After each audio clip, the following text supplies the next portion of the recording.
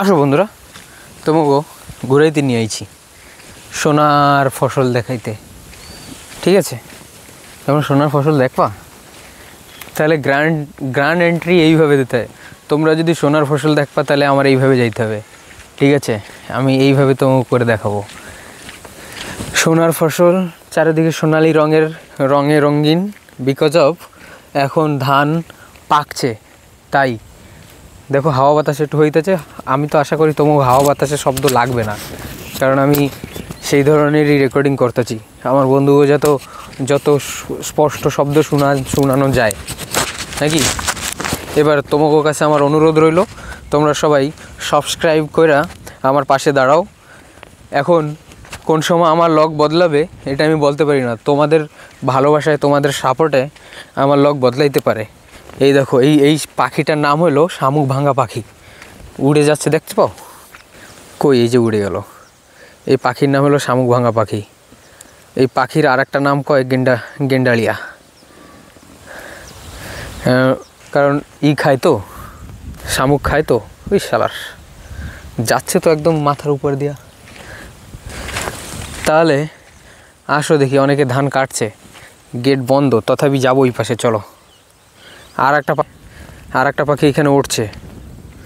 এই একটা বড় ধরনের পাখি, এত দূর দিয়ে জুম করলে দেখা যায় না। ও উড়াল দেবে হয়তো সামনে গেলে।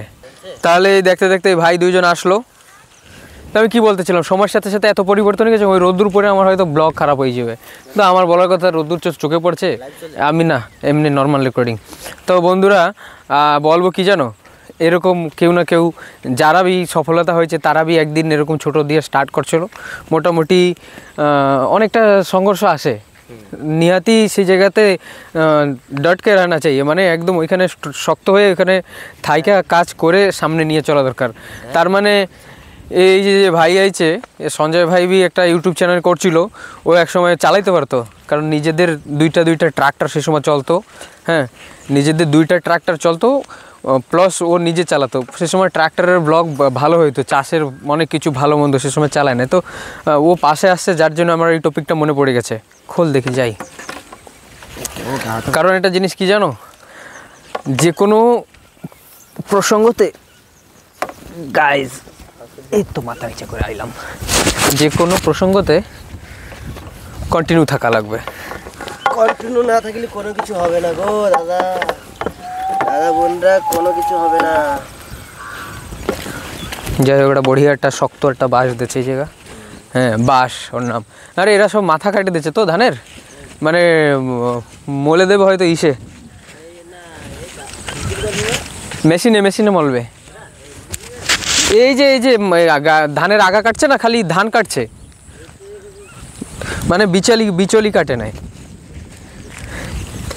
দেখো বন্ধুরা, তোমরা সবাই দেখো। আমার একটু ভিডিও বানাই দে, একটু ধর। এরম ধর, এরম মানে ধর, এই জায়গাটা তোর সুবিধা করে ধর। হ্যাঁ, আমি এইদিকে ভিডিও হবো। তো বন্ধুরা, আমি একটু সঞ্জয় ভাইয়ের সাপোর্ট নিলাম। তো আমি কি বলতেছিলাম জানো, আমাকে এই জায়গার যে পরিবেশ না, একদম সুন্দর পরিবেশ, মানে তোমরা মেহসুস করতে পারবা এই দিক থেকে। মানে এটা উত্তর দিক থেকে দক্ষিণ দিকে শীতের হাওয়া বইতেছে। মোটামুটি আমি একটু চেষ্টা করব। আমি এরকম আইছি কেন, আমি অনেক সময় নিজেই ধরে ভালো ব্লগ করি। তো আমার এই যে সামনে এসে যে রিপোর্টিং করা, সেই একটা অভ্যাস আছে। আমি একটু দেখলাম যে আমার এই জিনিসটা, কথাবার্তা বা আমার বডি অ্যাক্টিভিটি আমার কতটা কী পরিবর্তন হলো। শুধু আমি যে ব্লগ করলাম সেই জিনিসটা না, ব্লগের সাথে সাথে আমার যে ব্যক্তিগত যে জিনিসটা, আমার যে ব্যক্তিগত যে অ্যাক্টিভিটিটা, ওইটা বি আমার একটু রিভাইজ হয়ে গেলো বা একটা রিভিশন হয়ে গেলো। আমি নিজেও একটু নিজের অ্যানালাইজ করে নিলাম। বুঝতে পারছো তোমরা? তো যাবো, আর কোথায় যাবো এই পর্যন্ত। আমাদের জমি কিন্তু অনেকটা দূরে। ওই দূরে দেখো, এই যে আঙ্গুল করছি, ওই যে সামনে গাছ দেখায় না, ওই জায়গা আমার জমি। ঠিক আছে, এত দূরে জুম করব, এই যে জুম করছি, ওই যে গাছ দেখায়, হ্যাঁ, ওই গাছের সামনেই আমার জমি। তো অনেকটা দূর। হ্যাঁ, কই আমাকে না, ওইদিকে সিধা। হ্যাঁ, হয়ে যাবে 3 কিলোমিটার হয়ে যাবে রাস্তায়। বেশি না, রাস্তা ঘুরে গেলে 3 কিলোমিটার। সিধা যদি একদম জমির ভিতরে যাবে 2.5 কিলোমিটার প্লাস। যাই হোক, অনেক বড় ভিড় হয়ে গেল।